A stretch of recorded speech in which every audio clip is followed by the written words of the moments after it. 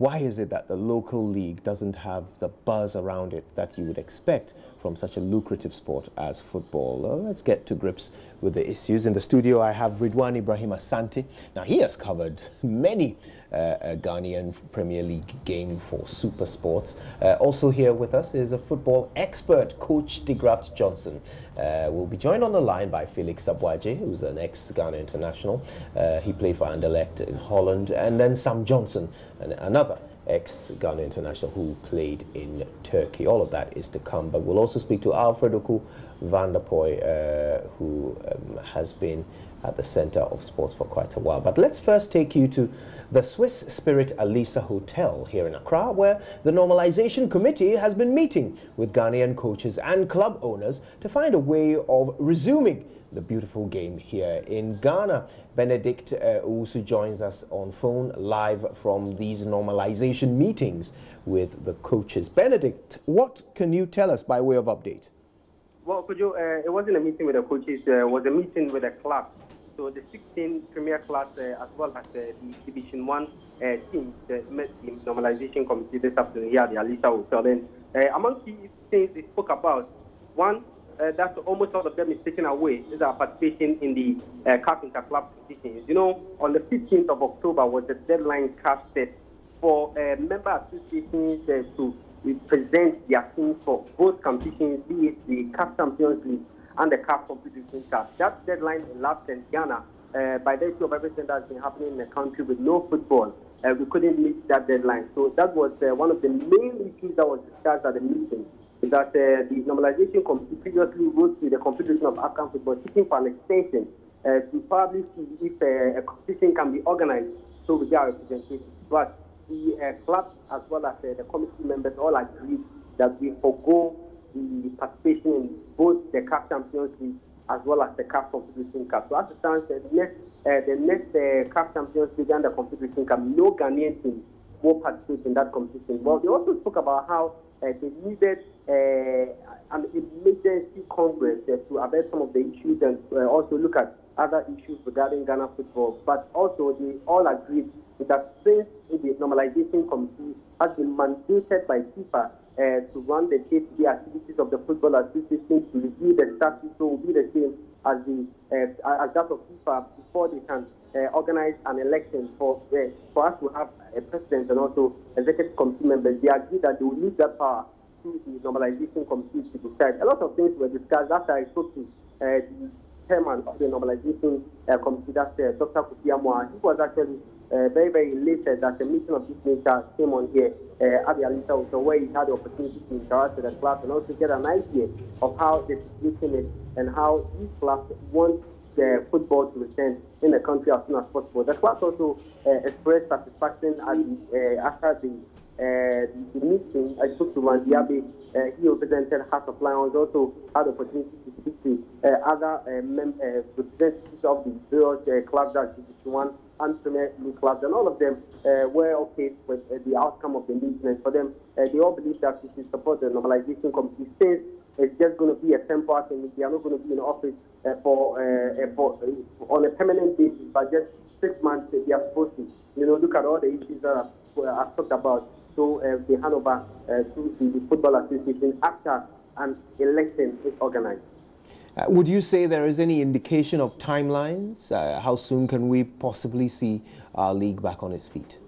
Well, in terms of the league, now they've asked the Normalization Committee to sit down and look at what they can do in that aspect. But what they want is that they want an emergency congress and then later agree that they will leave everything to the Normalization Committee since they have the power to determine some of these things based on what FIFA has asked them to do. And in terms of the timelines, actually, the Dr. Kofi Amoah couldn't tell me when probably we see the express our league back team as the clubs, but they've left everything to the Normalization Committee. And for them, they still will continue to deliberate and see how they can possibly come out with something that will help Ghana football. But all that they want is that they want our support. They ask the clubs for their support, and the clubs also give them that assurance that they will support them to reform, because they all admit that, things were not done right, and now that there is a body that FIFA wants things to be done right, why not? They will all support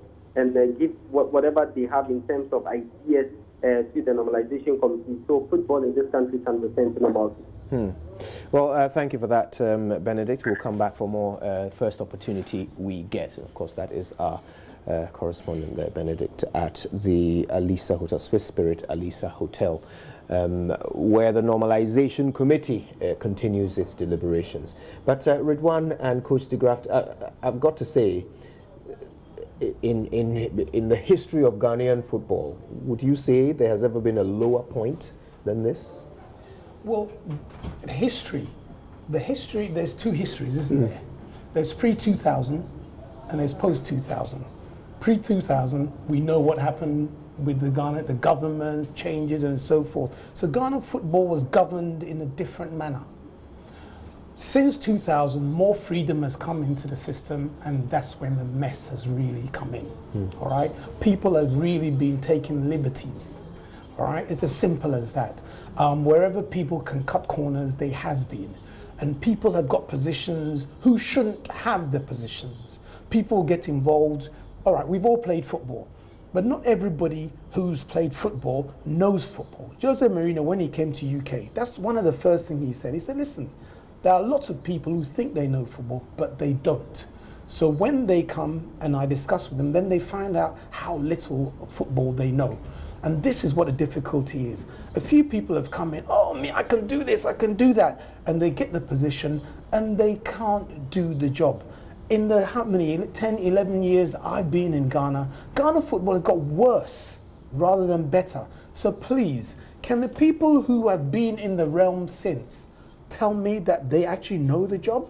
It's supposed to progress, not regress. Now, Ridwan, I mean, this is an emotional conversation in all ways. That's what football is to Ghanaians. But there was a time when our love for football engulfed our local teams just as much as the international ones. Do you think you could identify the point at which the tide started to turn, when people started to feel less love? I think if my memory serves me correct, it was when cable TV became in, let's say, more house states than before. When people now got access to cable TV and were watching matches, we failed to bridge the gap. You know, we failed to realize that if we had segmented the market, we knew that we were battling with pay TV for the same fans, and the Ghana football products should be marketed the same way the English game is. And if we're not doing that, then that's where the gap, you know, came in. So people were going to the stadia, watching matches. We didn't have a lot of cable TV around, so we were only few houses could afford, you know, cable TV, or let's say satellite television. And when satellite entered the market, we lost it. And also, you know, pre-2000, we didn't have a lot of players moving outside the country. It was when we had, you know, a lot of our players now, or our Black Stars players especially, you know, playing in the major leagues. We all wanted to find out how our players were doing, and the love grew from there.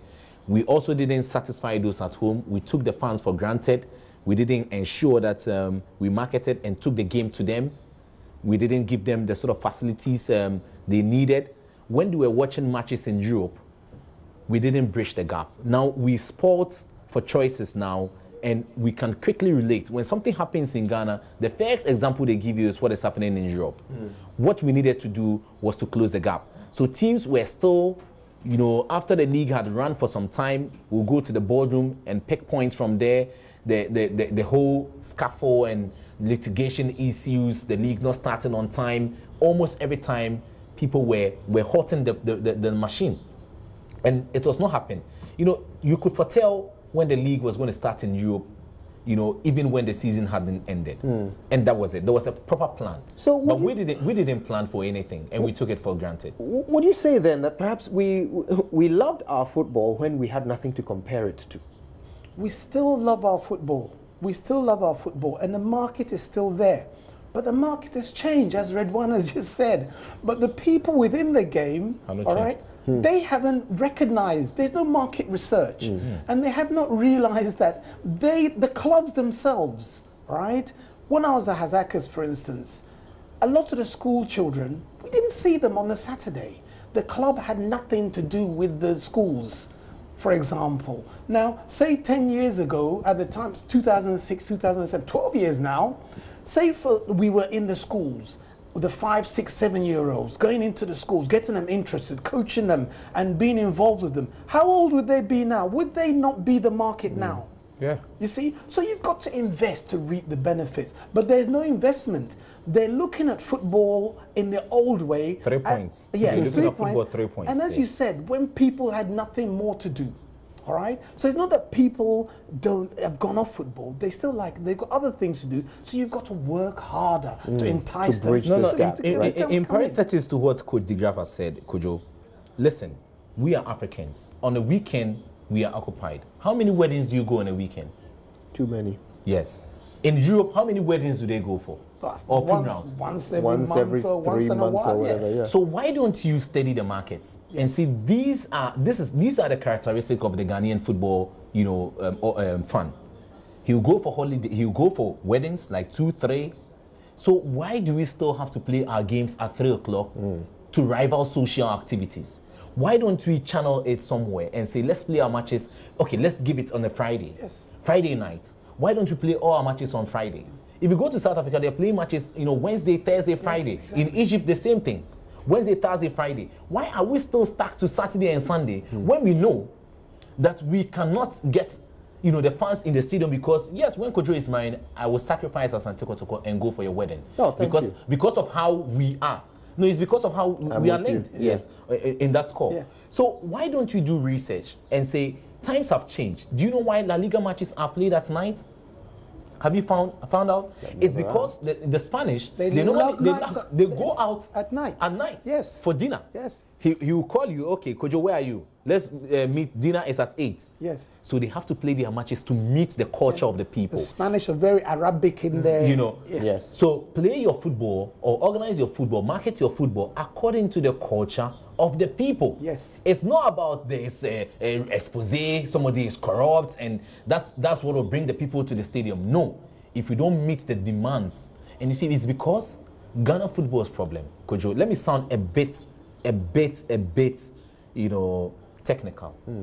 Our problem is a social marketing problem.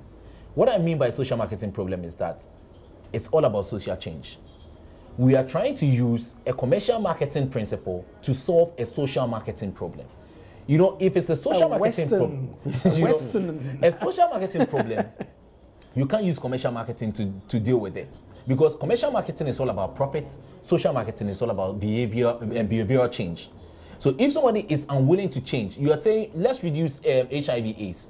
But in his area, he hasn't got a drugstore or a chemical seller in there. So when he wants to use a condom, how does he get a condom? He has to walk to another town to go and buy the condom. How then do you tell him that use a condom to prevent, HIV/AIDS?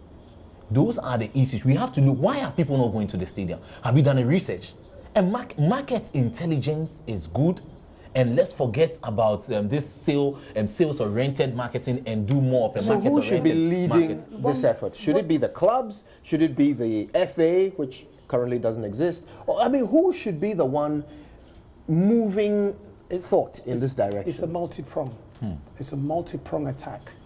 In answering, the first thing you've got to do is, as a salesman or salesperson, salesman, saleswoman, what are you selling? What is your product? What is your product? Is it a tangible product or is it services? What is it? And once you've got your product, what is the quality of your product? And who is your product gauged at? And when? To follow up with what Redwan is saying. Right now, the football fraternity have got it all wrong. No product. I'm sorry, the product is not good. It's not there. The marketing of the product, the actual production of the TV images is very poor. Yeah. Very poor indeed. 2, 3 cameras, give me a break. If somebody is used to watching matches recorded with 30 cameras, 40 cameras, you're giving him 2 or 3. Do you think he or she cannot see the difference? That's 2. Your product has to be good. Once your product is good, how are you getting your product to the market? And these are the things they've got to tackle. But the difficulty they've got right now is they've got people, I've sat in offices and they think I'm crazy because I'm giving them what can be done. Oh, no, this is Ghana, you see? Yeah. And to back up what Redwan is saying, so many people are backward.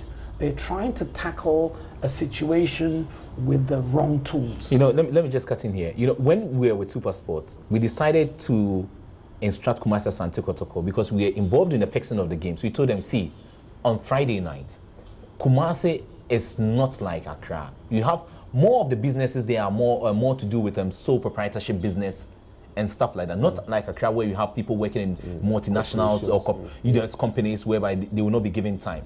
We told them, let's play Friday games under floodlights.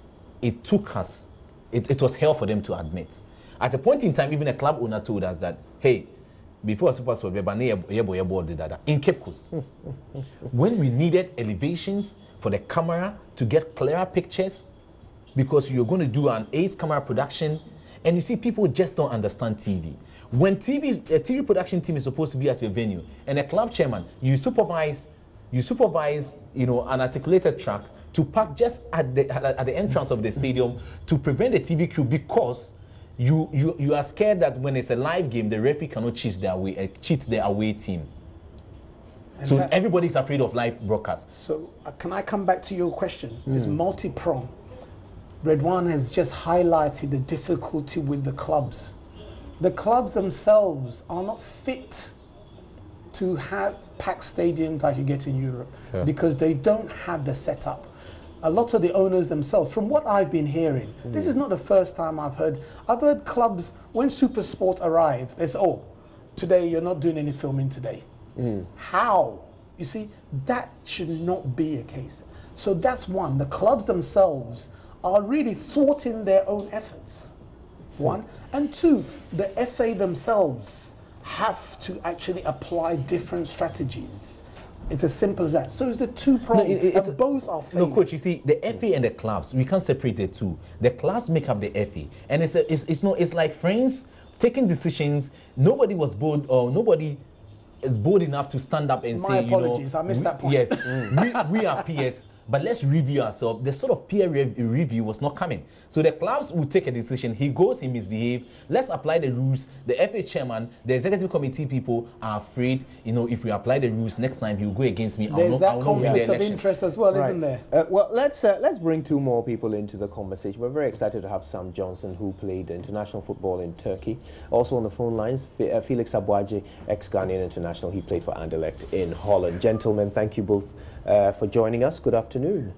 Yeah, good afternoon. How are you? Very well indeed. We're trying to solve this problem of why the love seems to be lost for Ghanaian football.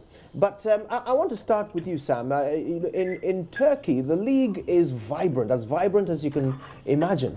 How did they do it? And what lessons can Ghana learn? Yeah, thank you for having me on this show. First of all, I heard, I don't know who is there you are with on this thing before. Ridwan and Coach de Graft, yeah. Yeah. Ridwan and Coach de Graft, yeah. Yeah, I think he has said everything. It's all about how serious, how you marketing yourself, how you position yourself. That is how people will see you and buy your products. And it's like Ghana, we are just there. Like somebody selling water, on the street. He's just carrying it, selling it. That is how we are so far as football is concerned now. And you can see that even before our time, maybe the senior ones, late Ofansa, and when I go to the stadium and watch the game, they've been showing the game live, and you see the camera everywhere, maybe about 5 or 6 cameras everywhere. Even when their eyes are not open, that is what we think. And now that we think we are in the modern world, so are we going backwards or are we going forward? I think in life we are there to improve ourselves. But in Ghana football, we end up coming backward. So until we will open and bring the right people to be there, we are going to be there where we are now, or we will come back and be that. So I think he has said it all. Well, I want to bring in Felix as well. Now, what do you think of the Normalization Committee as a solution to our problems? Is this sort of reset button that we are hoping they can push and start everything afresh? Is that the way forward? Yeah, thank you very much for having me. You see, I just want to know if the Normalization Committee, I think they have realized the implications what Ghana football have gone through. You know, the league was not attractive, and so many things went wrong, and you just want them to see where they are taking Ghana football from nowhere up. You know, before the league will be very attractive. The fans want to see a competitive league, a league that is like the European league, the English league, the German league that we have been seeing for quite a very long time. Very competitive.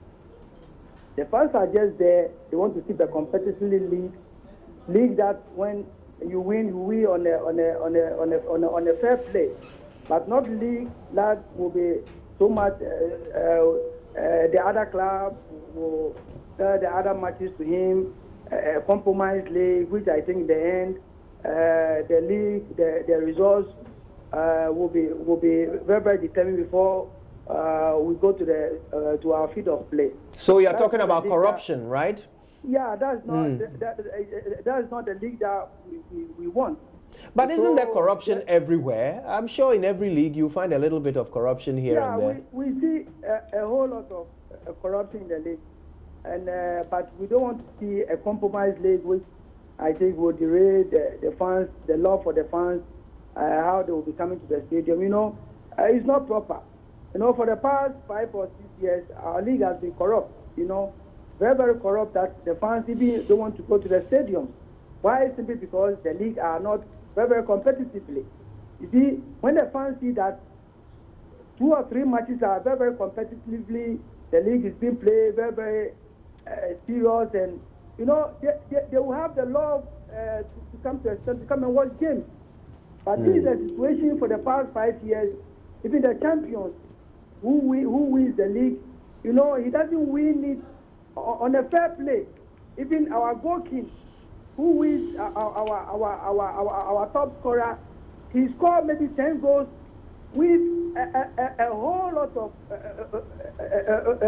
you know, you cannot judge our judgment. You know, so we want the Normalization Committee, as they are on board, they have to straighten up things and make sure that our league becomes very attractive. When it's very attractive, our supporters will come to the stadium, and everything will be fine for us. Quickly from you, Sam Johnson. So I wonder if the Normalization Committee has its work cut out for it in this manner.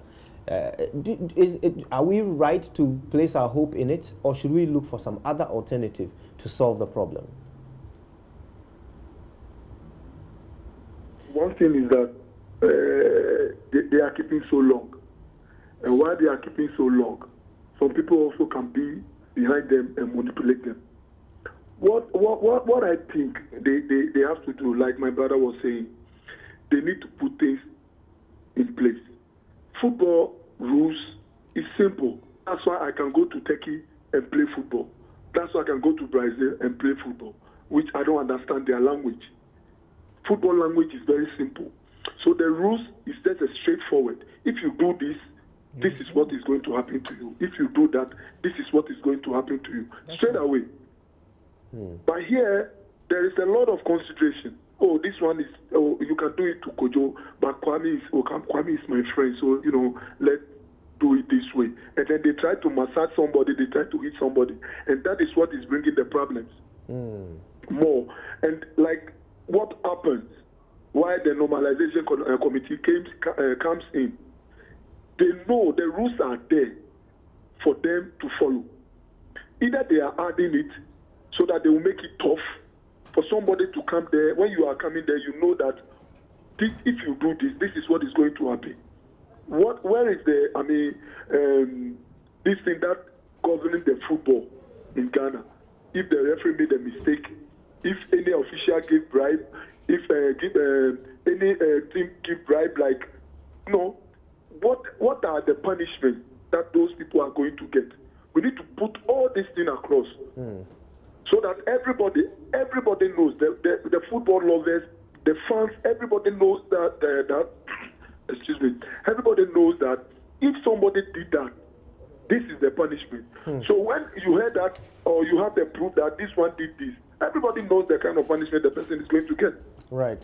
Right. Now, do you think that's what it is? Is that there is a good enough code of conduct to govern officials? Gentlemen, thank you very, very much for your contribution. All right? Both Felix, how are you doing?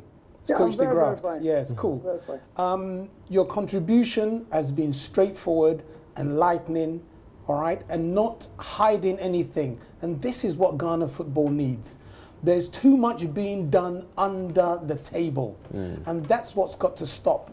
So one of the things is that the conflict of interest, which encourages what you gentlemen have just been saying, must be cut. That is, if you are a club owner, you cannot be an executive member of the GFA. Thank you, my brother.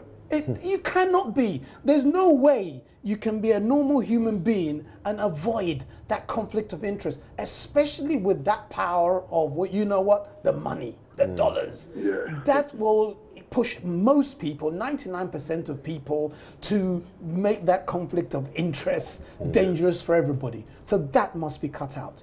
The other thing is, there was a serious mistake made in that right from the start, people got angry. You see, people who are, they say they're football people. I love football. So you know what I would have done? The first thing I would have said is, how do we get this thing sorted out without stopping the football in Ghana? Without. Yeah. Because if I don't get football, I'm not happy. All right? But they're not that type of people. They're perfectly happy for football to be stopped.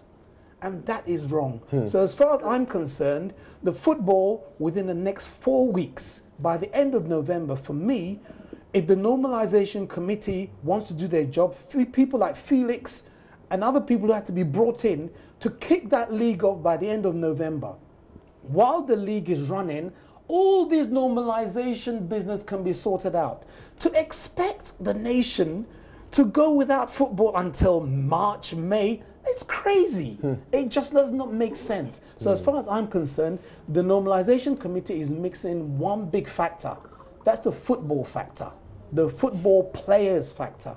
The GFA right now in a system has the people who can set up the leagues. The regional bodies have the people who can set up the leagues. Please, let's stop all this bureaucracy. Too much bureaucracy, too much office work.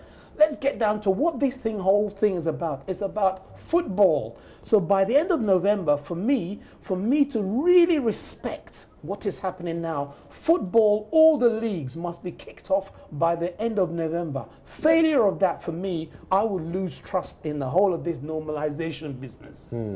Ridwan, final thoughts. I thought people had higher hopes of the Normalization Committee, but I want to be controversial. They can't do anything.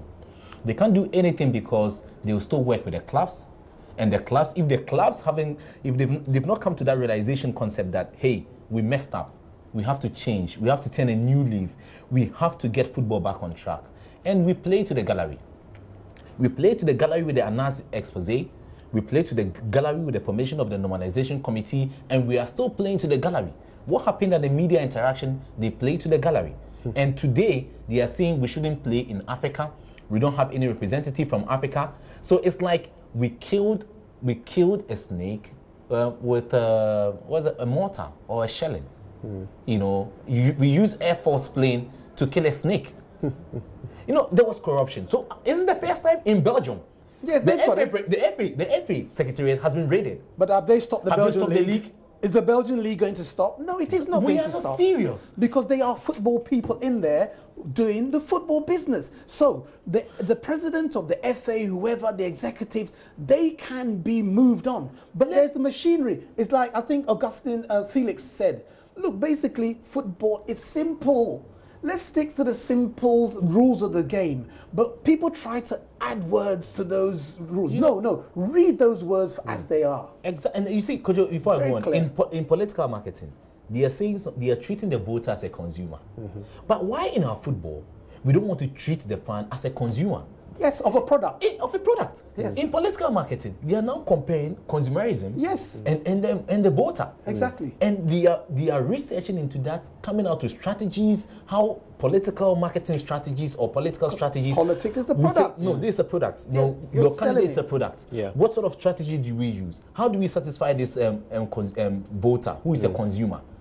To the football world, how do we satisfy him? Elsewhere, they did that or they are doing that and they are improving. But we're still stuck in third gear and we want to, join a Formula One race. What we say here is whatever we feed them, they will consume. That's all. No, the consumers have changed. Ghanaians are not stupid. Very people. sophisticated. Yes. Ghanaians are not very And what's sophisticated. more, right now, Ghanaians have choice. All right? So when people have choice, you have to work harder to get them to take up your product, to buy your product. You have to sell your product to them.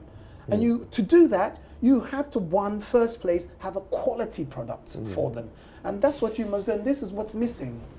Well, this weekend I'm going to Kumasi, and wouldn't it be nice if I landed in the Garden City and saw billboards of Asante Kotoko all the way to my hotel? If I could find, merchandise to buy. 2025. Yes. You get that in 2025. Yes. Oh, okay. The way things are moving, because in the 12 years that I've been here, look, believe me, I've sat in offices with those people, taking ideas to those people. And what happens after a while, the idea gets shifted and lo and behold, somebody's taken on an idea, totally misinterpreted it, and it flops. Yeah. Well,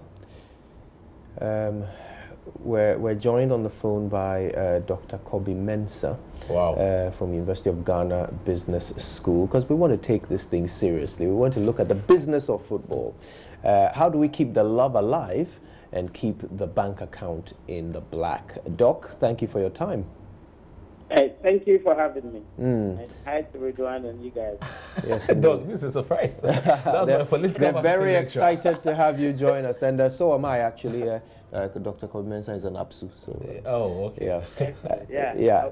Now, ABSU, that's right. Now, Doc, talk to us. Okay, in simple terms, how do we fix the business of football? How do we make it lucrative, exciting, and attractive, so that those who come into it will make enough money to keep it alive for centuries to come? Okay, thank you. I think the discussion is what you guys have already set in motion.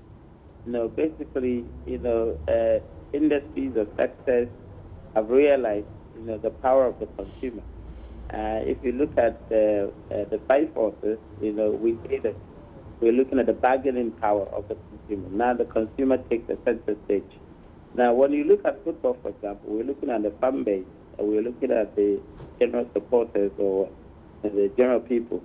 Now, the discussion is that, where is the consumer, i.e., where does the consumer live, in order that we can take the product to them. We've got to actually understand that. Now, I've been asking myself, when you look at the league, for example, the British league, the Spanish league, the Italian league, for example, when you go there, their culture is a little bit different. I mean, typically what I was in England, Sunday, you find that most people don't go to church, for example, so they can spend time, at the football stadium. Now here, you have most of your fixtures on Sunday. Sundays, a lot of people are actually going to church. After church, when they come back, they are planning on Monday. They are putting their work together. How do they prepare for work? Some even want to get to work before they will step out. Now that's where we have most of our football fixtures on. I think that we probably want to do analysis and say, okay, between Saturday and Sunday, where we fix matches on Saturday and fix matches on Sunday, which one of them has the highest attendance, and then make that decision to see whether most of the fixtures could be fixed on the day that people will have the time. Because you cannot sit in your office as the FA and fix, what's called football matches. That's what they do. When you don't know which days are people available, you've got to actually find out that. And if you look at it, like I said, our culture is very religion based. Most people go to Mass on Fridays. Most people go to church on Sundays. Why must you have almost all your fixtures on Sunday? You've got to find that out. Now, secondly, I think that we have a very restricted medium of supply. If you look at it, majority of our football are not telecast. Now, elsewhere, they have a telecasting, they're telecasting almost all the matches. I have a belief that if the supply is limited or if the supply is restricted, then surely people are not going to actually, see the exploits that players are actually doing and thinking, I think I must be following. I'll give you a typical example. Let's say you go to a restaurant, for example, and then the restaurant, has access to, let's say, protocol and has the folk match. Yeah. And therefore they've tuned it to it. As a captive audience, you'll be forced to watch. And I tell you, the most, these days we have these matches being telecast as media sites, all right? Yeah. The angle that the media actually portrays is much more beautiful than when even you are at the stadium. So when you see these camera angles and then the play is actually exciting, you then have this belief that, you want to watch the next match. Now, here is the case, most of the matches are not even telecast. So if somebody wants to even watch as a way of, whiling away time, which of the Ghana matches are you going to watch? There's nothing like that.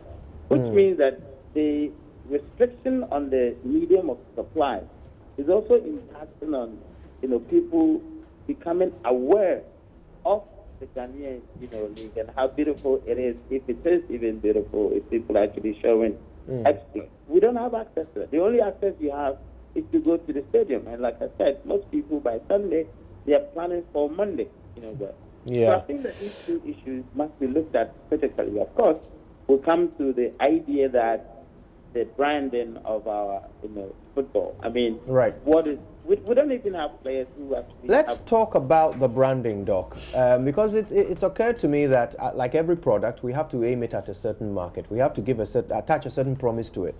Now, when I was a little boy, the reason why I'm a supporter of Swansea City is because as a little boy, my father, who was a PhD student at the university there, took me to watch games at the Vetchfield, which was their stadium back then. Okay, so somehow through my family, I became a fan of a particular team. That's now, right. To today's football lover, how should the Premiership and, in fact, Ghanaian football as a whole be marketed? What type of product is it? Should we aim it at families? Should it be a corporate thing? Should it be for friends? How exactly should we package football as a product to be marketed?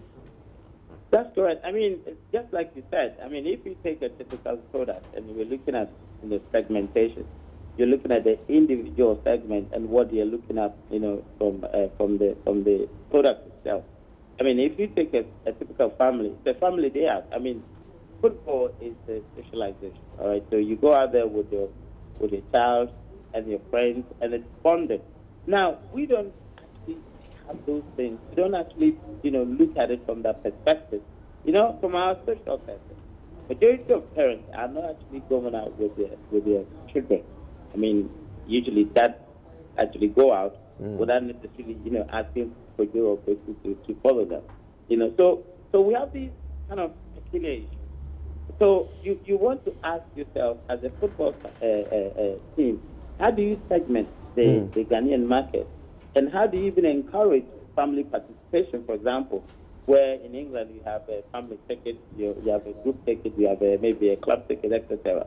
So if you want to induce that, if you want to find out how you can actually get families, to come to games and increase your turnout, for example, then you want to give family tickets. We don't do this, So I think that it is crucial that we can actually sit down and identify the various target groups that we think we can encourage to participate in games. That's something I'd like to get the panel here to also weigh in on, because I think you've set us off quite nicely there. Yeah, what kind of product should we package Ghana football as? Which Ghanaian can we most easily hook with our game?